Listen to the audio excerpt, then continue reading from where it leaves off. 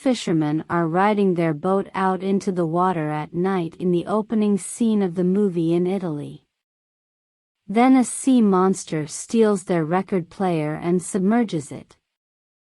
The creature gets trapped in their net but escapes by leaping over the boat and vanishing from view of the sailors. A baby sea monster named Luca Paguro resides beneath the water with his grandparents as well as parents Daniela and Lorenzo. In addition to hiding from a boat that is passing above the surface, he needs to gather some fish that behave like sheep. Luca has always shown some interest in the surface despite his parents' advice to stay away from it, and Grandma even supports his inquisitiveness. Luca discovers the previous record player. A person wearing a diving suit comes up to Luca as he gets close to it. He hides in a cave believing it to be a person. The person reveals the second sea monster from before, a young man named Alberto Scorfano who is about Luca's age, when they remove their helmet. When Luca is hauled out of the water, he imitates Alberto's transformation into a human boy as he watches Alberto ascend to the surface.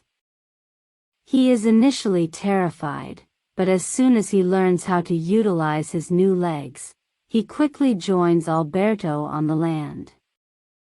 Alberto leads Luca to his lair, which is stocked with additional artifacts related to humans that he has amassed. Both lads are impressed by a Vespa poster that Luca notices. He then spends the next few hours assisting Alberto with building a temporary Vespa till he has to return home. Over the following few days, Luca joins Alberto on the surface, but his parents start to worry when he arrives home later than usual and they don't see him taking care of the sheep fish. The boys attempt to perform a leap on their Vespa, but it continues falling apart until they are able to build a stronger one. Alberto explains to Luca that he has a Bruno voice in his head and that he must overcome his anxiety by saying, "Silenzio Bruno," when he continues to exhibit fear and hesitation. Sadly, when Luca returns home, Daniela and Lorenzo confess that they are aware that he has been disappearing, and they have decided to send him to go for the remainder of the summer with his frail Uncle Hugo. When Alberto learns of their situation from Luca, he suggests that they flee to the adjacent town of Portorosso where they can acquire their own Vespa and find freedom.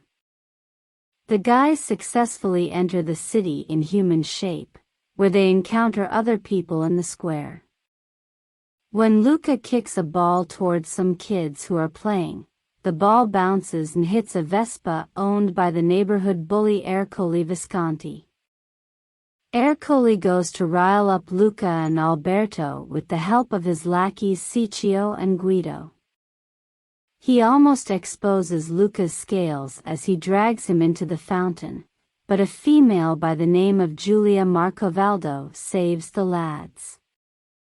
Giulia states that she hates Ercole because he usually picks on everyone and teases her for losing a local triathlon, the Portorosso Cup, the previous year because she felt sick.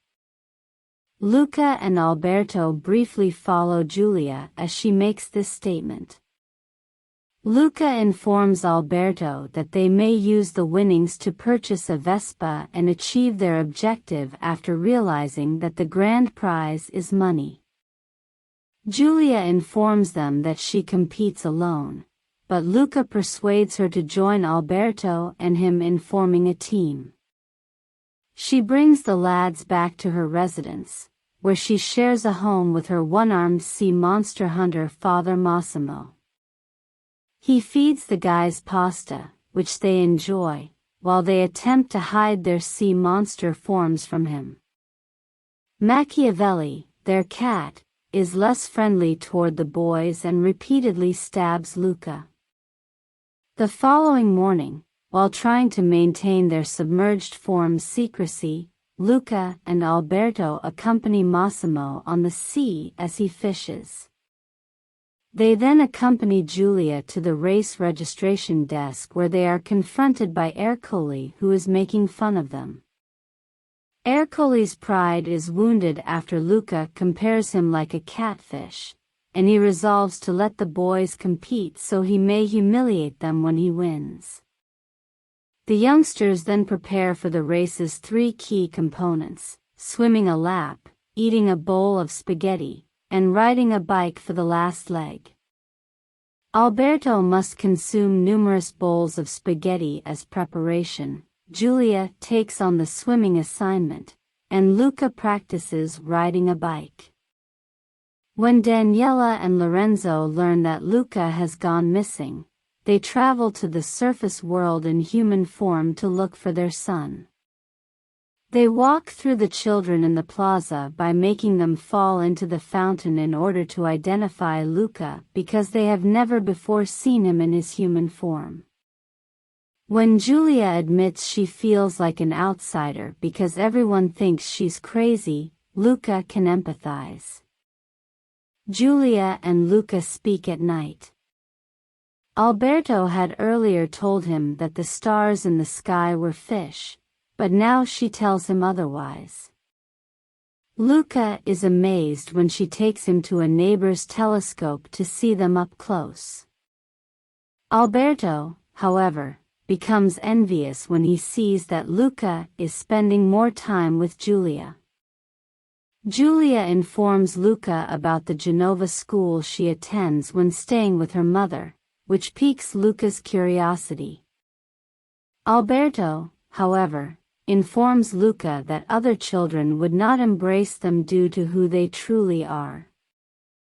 Ercole and his henchmen then locate the lads after growing suspicious of them. Before declaring that he wants them out of town, he threatens them and even hits Alberto in the stomach. To annoy Giulia, Alberto joins the youngsters as they try to practice the bike ride through the town, which sends them careening aimlessly through the streets until they ride the bike off a ledge and into the water. The boys argue, but as they turn back into humans, Giulia discovers them. Alberto chooses to reveal his true appearance to Giulia after Luca expresses his desire to attend school in Genova alongside her. Alberto regrettably escapes when Luca covers his identity and refers to Alberto as a sea monster since Ercole and his thugs are close and are throwing harpoons at him. Giulia discovers that Luca is also a sea monster when she dumps water on him when he won't explain things to her when he returns to her home. Since Porto Rosso is a fishing village, she is not horrified but rather worried that the other people might harm him. Luca then departs to locate Alberto at his covert location. Alberto admits that he has been living alone since his father abandoned him and never returned. Luca wants to proceed with the race despite Alberto telling him to leave since he values their friendship. The Porto Rosso Cup day finally comes. Giulia makes the decision to compete alone, but Luca shows up and follows suit. Ercole tries to urge Ciccio to run faster by pouring olive oil on him, but it only draws fish that bite Ciccio, so he swims in Alberto's diving suit. Ercole shovels pasta into Guido's face to force him to finish while the others reach the pasta area, with Giulia and Luca picking up speed. It starts to rain as the biking part gets going. Luca is unable to travel far enough without running the risk of being discovered, but Alberto soon approaches with an umbrella. Ercole slams Alberto to the ground, displaying to everyone his sea monster form. Luca rides his bike and assumes his full form to protect his pal as they begin to pursue Alberto. Ercole then makes a deliberate attempt to use a harpoon to murder the boys as they run to the bottom of the hill. Julia crashes her bike into his in an effort to save her pals, sending her flying down the slope. After finishing, the boys sprint back to assist Julia. The villagers then surround the lads, but Massimo stands up for them and argues that since their bike did cross the finish line, they are the victors. Ercole protests and commands his thugs to act, but Ciccio and Guido get fed up with his antics and throw him into the fountain. Grandma, Lorenzo, and Daniela all show up there and embrace Luca as they transform into sea monsters. Also shown to be sea monsters are two elderly women who appear throughout the movie. At Julia's home, everyone celebrates, and the boys buy a shoddy Vespa. Daniela and Lorenzo consider letting Luca attend Julia's school because they question if they have been too harsh on his curiosity. Luca is intelligent enough to know who to trust, according to Grandma, even though not everyone will accept him. As Julia prepares to board the train for Genova, Luca and Alberto head to the train station. Then Alberto explains to Luca that he sold the Vespa to pay for Luca's train ticket to go to school with Julia. In order for Luca to stay with Julia and her mother, Daniela and Lorenzo come out and say that they discussed the matter with Julia's parents. Alberto informs Luca that he will stay with Massimo and assist him with work in exchange for a place to stay, even if Luca wants Alberto to leave.